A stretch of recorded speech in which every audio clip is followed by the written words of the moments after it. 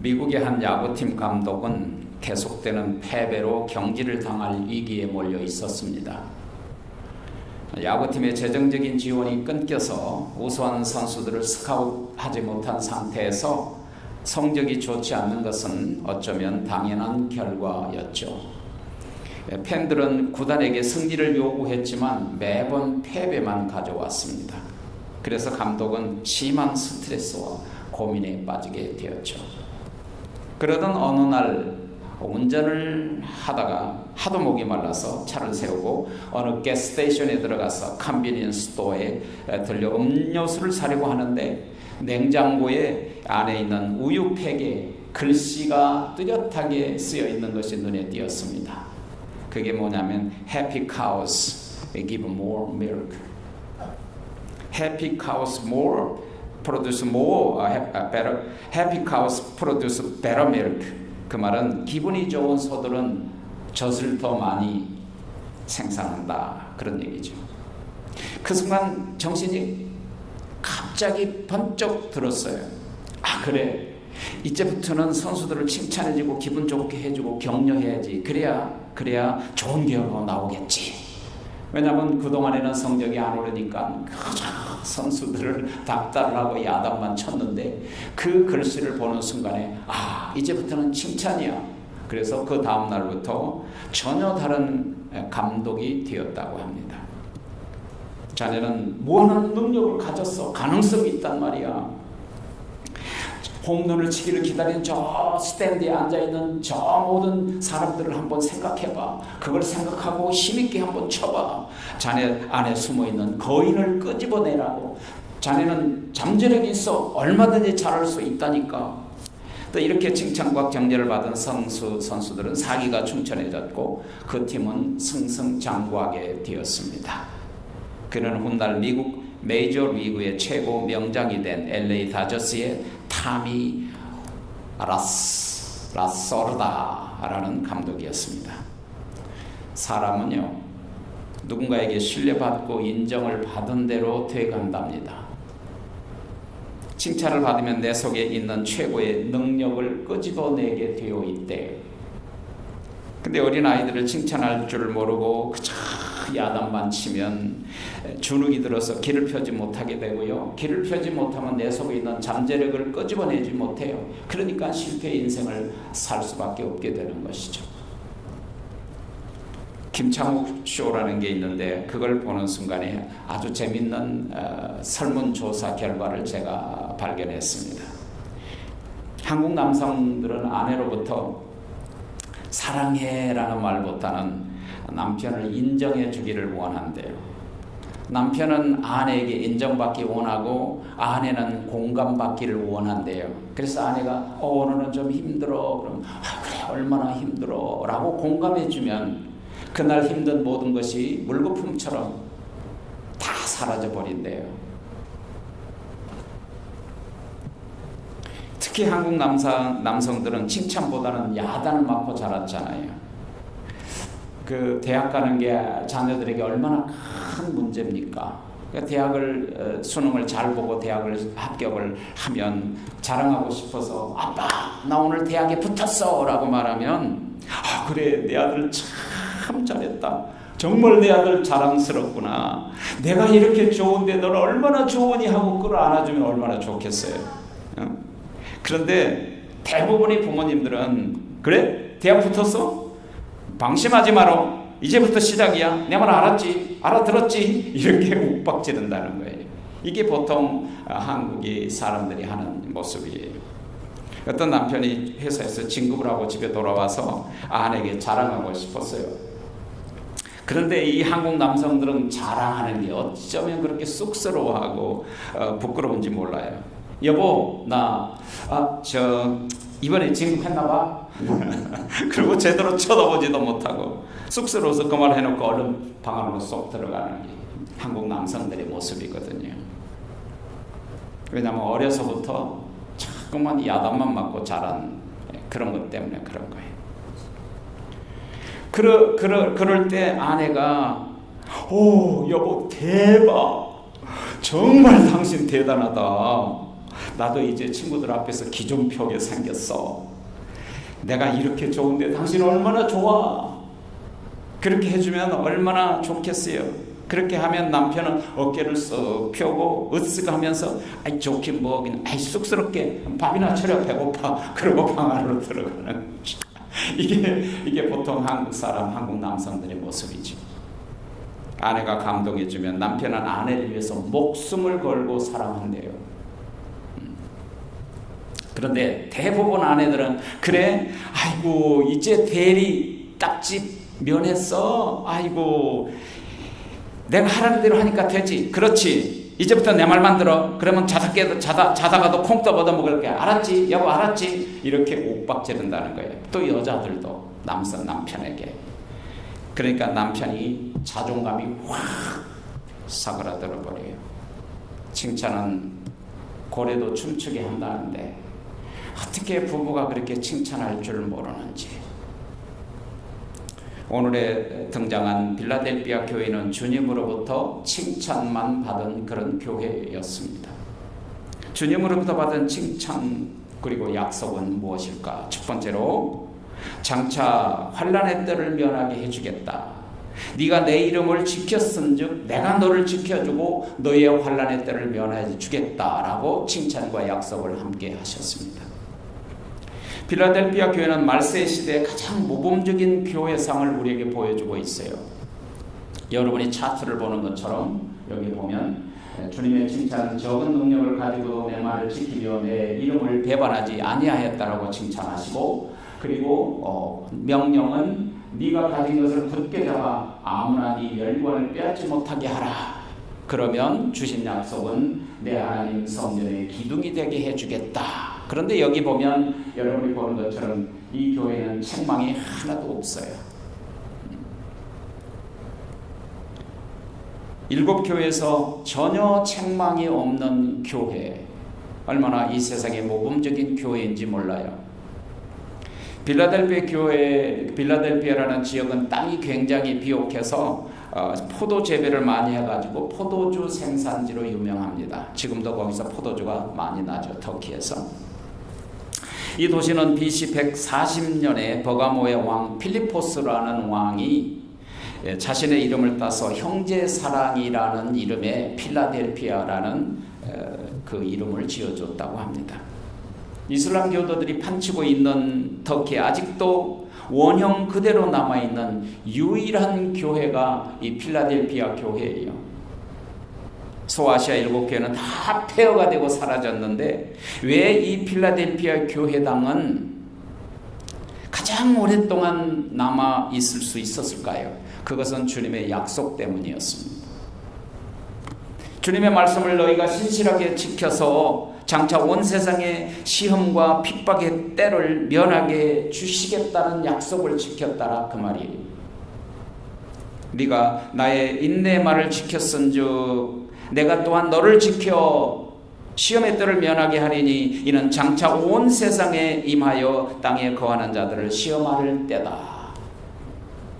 여기 시험할 때라는 말은 당시의 필라델피아 교회에 닥칠 위험뿐만 아니라 장차 먼 훗날 이 세상에 대환란이 올 때도 너희들은 내가 시험의 때를 면하게 주겠다라는 것입니다.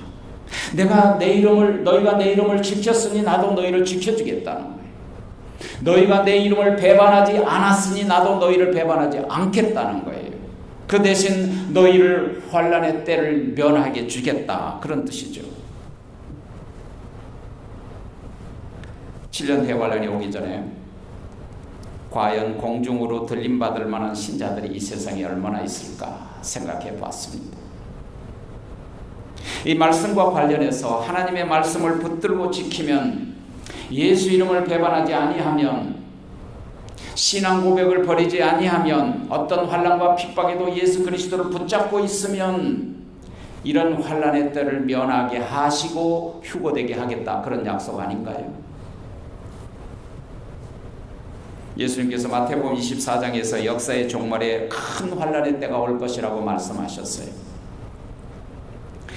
이는 그때 환난이 있겠음이니라. 창세로부터 지금까지 이런 환난이 없었고 후에도 이런 환난이 없으리라.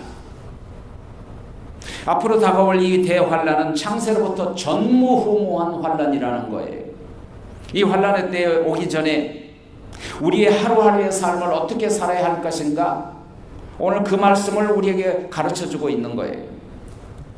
네가 내 인내의 말씀을 지켰은즉 내가 또한 너를 지켜 시험의 때를 면하게 해주겠다.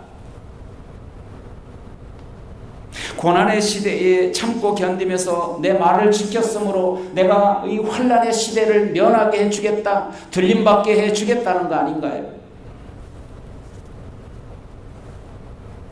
내 이름을 배반치 않았어. 그러니까 나도 너를 배반치 않을 거야. 너희가 내 이름을 붙들었어. 그러니까 내가 너희를 붙잡아 줄 거야. 이러한 법칙을 우리가 깊이 마음에 새겨야 할 것입니다.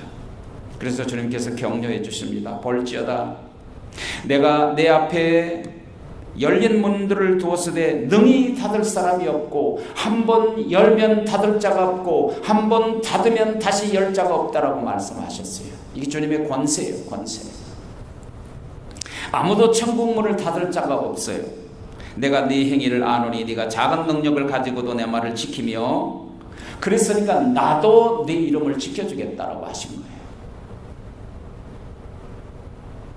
주님은 모든 교회를 향하여 다 안다, 행위를 안다는 거예요. 우리 다 아세요, 하나님은. 결국 주님 앞에 설 때 우리는 칭찬을 받아야 해요.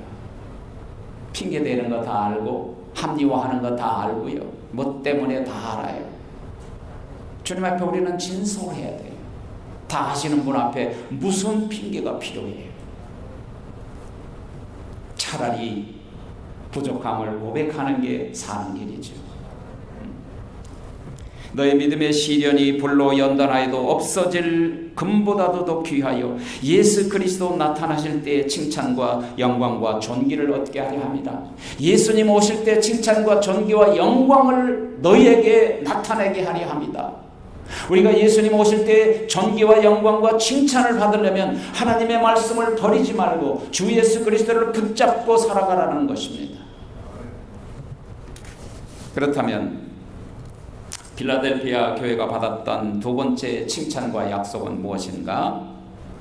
작은 능력을 가지고도 주님의 말씀을 지켰으므로 하나님의 하늘의 성전의 기둥이 되게 하겠다라는 것입니다. 힘의 가치는 얼마나 강한 힘을 소유했느냐가 문제가 아니에요. 그 힘으로 무엇을 했느냐, 그 힘을 어떻게 사용하느냐가 중요해요. 돈이 많은 게 중요한 게 아니라 그 돈을 어디에 쓰느냐, 어떻게 쓰느냐가 더 중요하다 그 말입니다. 필라델피아 교회는 겉으로는 초라한 모습을 가지고 있었어요. 그러나 그 교회는 작은 능력을 가지고 큰 일을 해냈다 그 말이에요. 내가 내 행위를 아노니 네가 작은 능력을 가지고도 내 말을 지켰으며 내 말을 배반하지 않았다. 그러니까 내가 끝까지 내 이름을 너희를 붙들어 주겠다. 끝까지 이기게 해주겠다는 거 아닙니까? 예수님의 천국 비유 말씀에 보면 작은 겨자씨 하나가 심으면 큰 나무가 되어서 공중의 새들이 와서 가지에 깃든다 그랬잖아요. 예수님의 말씀이 기억납니다. 너희가 작은 것에 충성하면 큰 것에도 충성하리라. 너희가 작은 것에 불의하면 큰 것도 불의하리라. 작은 것에 충성하면 내가 많은 것으로 너에게 맡기리라. 예수님의 천국 비유 말씀에 얼마나 놀라운 이 작은 것에 대한 중요성이 있는가요? 그러니까 작은 것이 큰 것을 이루는 거예요. 여기서 말한 작다라는 미크로스라는 건데 이 미크로스가 영어로는 마이크로라는 뜻이에요. 마이크로그램, 마이크로필름, 마이크로칩, 많은 것을 작은 곳에 줄여서 저장해서 사용하는 거잖아요. 요즘 보면 작을수록 값이 비싸요. 첨단의 상품들은 전부 작은 것들이에요. 작은 핸드폰에 다 들어있잖아. 전 세계를 보면요, 역사를 보면 큰 거인이 큰 일을 한 적은 별로 없어요. 그런데 거인 골리앗이 큰 일을 한 것이 아니라 작은 소년 다윗이 물맷돌로 큰 거인을 무너뜨렸다는 걸 우리가 깊이 새기셔야 돼요. 예수님 자신부터 갈릴리에 소외되고 이름 없고 버림받았던 지역 같은 갈릴리에서 성장하셨고, 예수님의 제자들은 이름 없는 저 갈릴리 해변에서 고기 잡던 어부들이었어요. 그런데 그들이 그 겨자씨 같은 작은 천국 복음을 전하였기 때문에 오늘날 전 세계에 복음이 전파됐다 그 말입니다. 작은 것이 얼마나 소중한지 몰라요. 여기서 말하는 작은 능력은 감추어진 능력, 드러나지 않는 그런 능력, 드러나지 않는 힘을 말하는 거예요. 진짜 귀하고 가치 있는 것은요, 눈에 잘 보이지 않아요. 공기 눈에 보이지 않지만 없으면 우리 다 살 수가 없어요.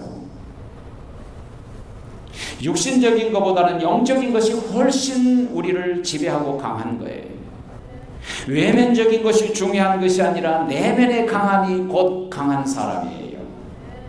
세상을 지배하는 사람은 세상을 지배하였기 때문에 나를 지배하는 것이 아니라 나의 작은 나를 지배하는 사람이 세상을 지배하게 되어 있는 거예요. 작은 것에서부터 출발하는 거예요. 진짜 강하고 힘 있는 것은 눈에 잘 보이지 않고 나타나지 않거든요. 돈 많다고 자랑하는 사람이 돈을 많은 게 아니라 진짜 돈 많은 사람은 말없이 숨어 있어요. 빌라델피아 교인들은 작은 것을 비관하지 않았어요. 교인 수가 적다고 자존감이 상하지 않았고요. 교인의 재정이 넉넉하지 않다고 해서 걱정, 실망하지 않았고, 봉사하는 사람들이 적다고 해서 불평하지 않았어요.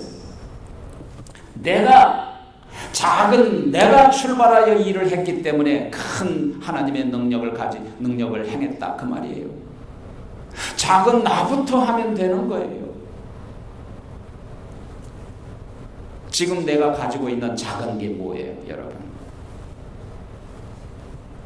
빌라델피아 교인들이 가지고 있는 그것이 작은 것일지라도 주님을 위해 무엇을 할 것인가를 찾았던 교인들이었어요. 하나님은 그런 사람을 기뻐하십니다. 이스라엘 백성들을 이끌고 출애굽을 했던 지도자 모세는 홍해 앞에 도착했어요. 홍해는 앞을 가니까 홍해가 가로막혀 있어서 앞으로 나갈 수가 없었고요. 좌우에는 빅돌과 비아히시로이라는 절벽이 있어서 옆으로 갈 수가 없었어요. 설상가상으로는 저 뒤편에서 애굽의 바로의 100대 병거들과 수많은 기마부대가 먼지를 일으키고 뒤쫓아왔어요. 여러분, 이런 상황 가운데 도망갈 곳이 없었어요. 그때 모세가 가지고 있던 아주 작은 게 무엇이었습니까? 그가 가지고 있는 작은 지팡이를 홍해에게 내밀었을 때 홍해가 갈라지는 능력이 큰 일이 일어났다 그 말이에요. 믿음과 함께 화합했으므로 모세가 가진 건 지팡이라는 아주 작은 것뿐이었어요. 이것이 작은 것으로서 큰 능력을 나타낼 수 있었다 그 말이에요. 하나님은, 예수님은 작은 걸 가지고 크게 쓰시는 분이세요. 세상에 미련한 것들을 들어서 지혜롭게 하시는 하나님, 세상에 약한 것들을 강하시고 강하게 하신 주님이십니다. 왜 하나님께서 그 작은 이스라엘 민족을, 많은 민족이 있었음에도 불구하고 왜 하필 이스라엘 민족을 선택했을까요? 그 선택의 이유를 신명기 7장 7절에서 분명히 밝히고 있어요. 내가 너희를 선택한 것은 다른 민족보다도 너희가 크기 때문이 아니고, 다른 민족에 비해서 너희가 숫자가 많아서 된 것도 아니라 도리어 너희가 작은 민족인 거로 내가 너희를 선택하여 나의 능력과 나의 영광을 너희를 통해서 나타내려 하였다라고 말씀하셨어요. 만일 우리가 받은 구원의 작은 믿음을 버리지 않으면 주님께서는 바로 이런 어떤 역경과 시련과 박해가 온다 할지라도 우리에게 무엇을 약속하셨나요? 내가 너를 돕고 지켜주시겠다고 약속하셨어요. 나를 버리지 않도록 꼭 붙잡아준다고 약속하셨어요. 미국의 유명한 설교가 헨리 비처 목사님, 우리는 날마다 두 개의 손잡이를 잡고 날마다 살아갑니다. 하나의 손잡이는 두려움의 손잡이고 다른 하나의 손잡이는 믿음의 손잡이입니다.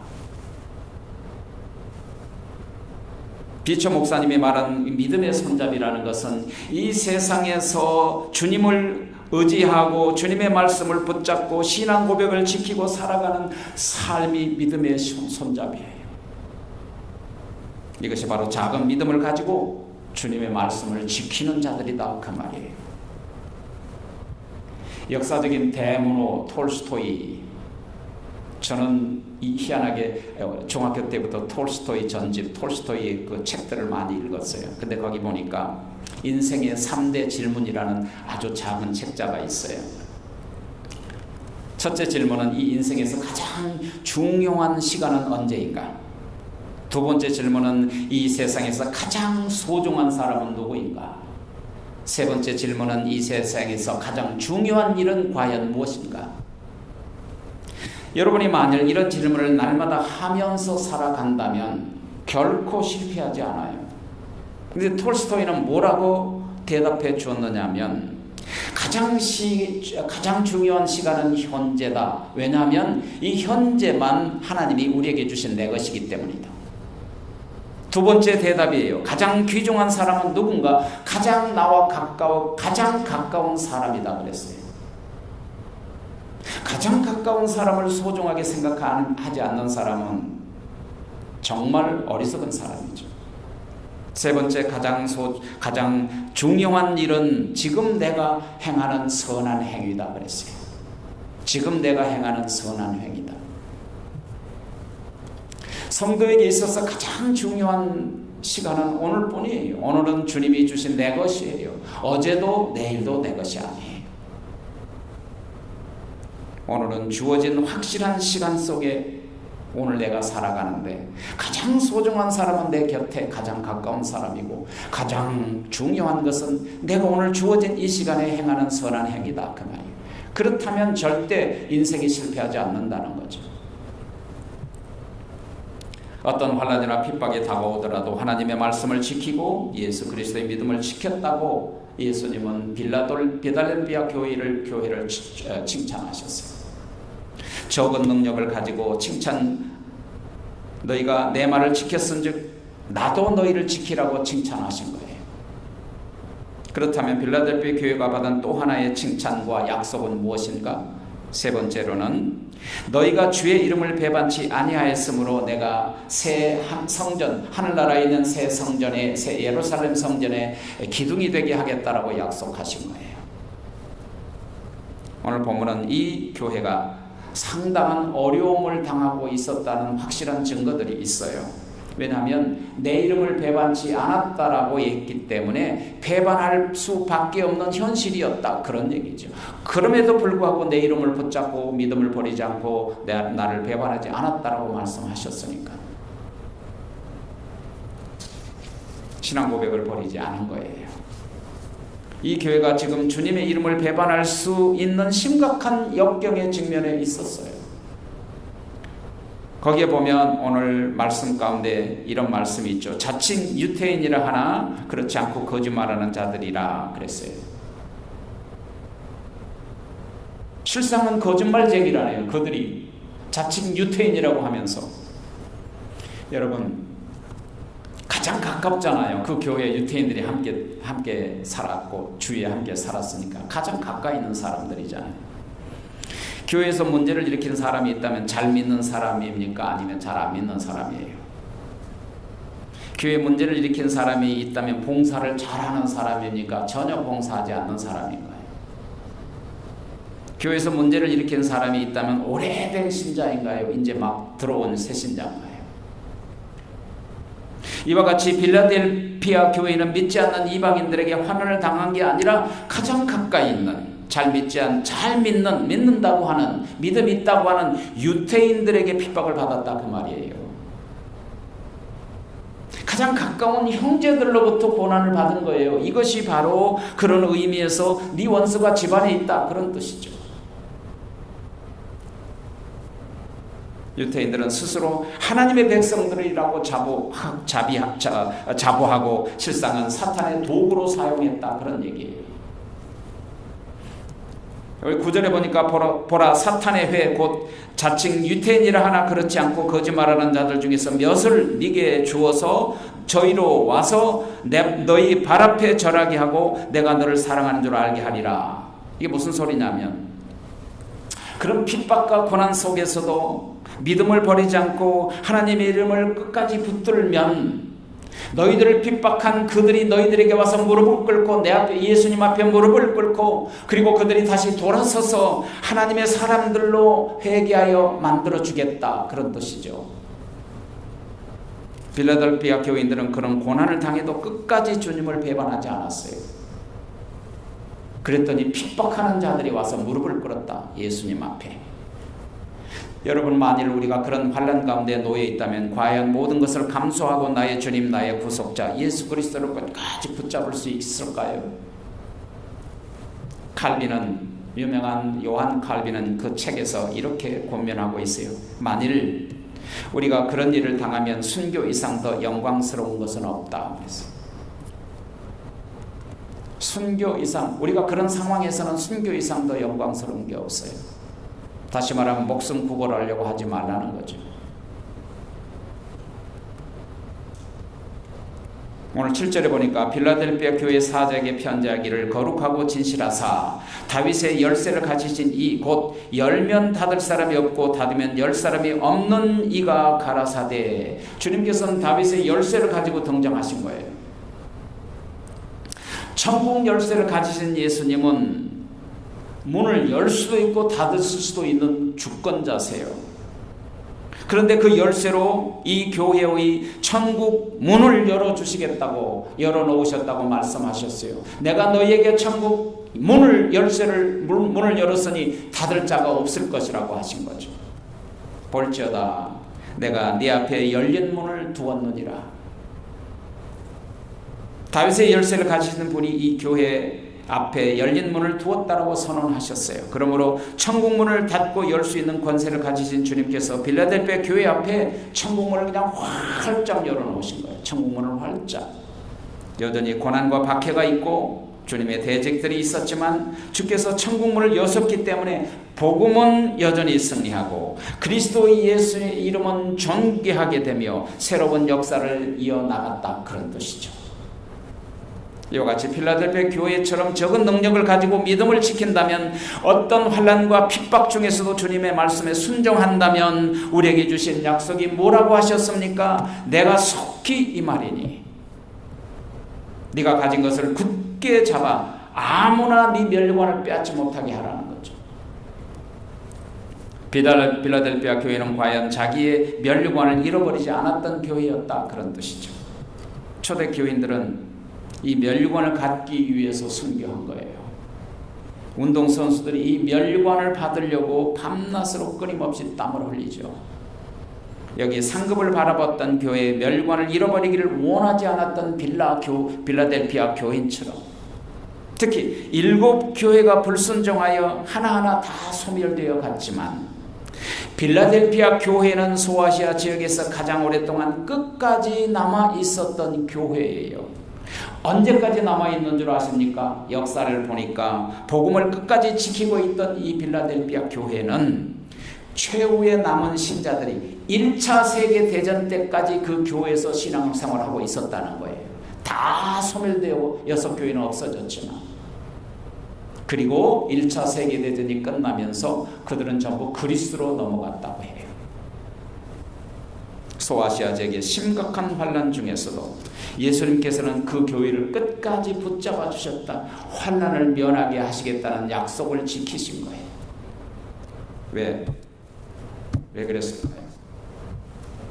필라델피아 교회가 전도사역, 세계 선교를 뜨거운 심장을 가지고 있었기 때문에 하나님께서 그들을 끝까지 붙잡아 최후의 순간까지 버리지 않으셨다는 거예요. 너희가 나를 버리지 않았으므로 나도 너희를 버리지 않겠다. 네가 나를 배반하지 아니하였으므로 나도 너를 배반하지 않겠다. 네가 사람들 앞에서 나를 시인하면 나도 하나님 앞에 너희를 시인할 것이요, 네가 사람들 앞에 나를 부인하면 나도 하나님과 천사들 앞에서 너를 부인할 것이다. 이게 하나님의 법칙이에요. 우리 주님의 심판의 법칙이라고요.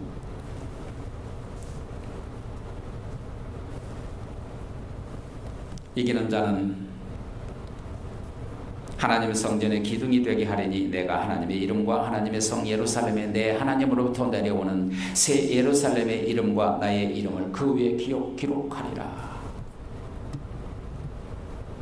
그들은 하나님 나라의 성전이 기둥이 되게 해 주겠다고 약속하신 거예요. 그 말은 그 교회의 굉장히 중요한 소중한 사람들이 된다, 그런 뜻이 하늘나라에서. 왜냐하면 기둥이 무너지면 집이 무너져요. 그렇지 않아요? 그래서 기둥들은 제 자리를 지키고 있어야 돼요. 교회를 떠받치고 있어야 돼요. 그리고 그 기둥에 세 가지의 이름을 기록했잖아요. 첫째로는 하나님의 이름을 기록하고, 둘째는 새 예루살렘 천국의 이름을 기록하고, 마지막으로 새로운 이름을 기록하겠다. 이것은 하나님께서 마지막에 우리를 하나님과 그분의 나라를 위하여, 그리스도를 위하여 살았던 성도라고 주님께서 인쳐주시고 자랑하시고 인정해 주시고 존귀와 영광을 주시겠다는 뜻이에요. 천국에 가서도 중요한 인물들이 되게 하시겠다, 그 말이에요. 심판자로부터 인정받을 수 있는 그런 사람, 그런 신자들이 되기를 우리 구주 예수 그리스도 이름으로 축복합니다. 아멘.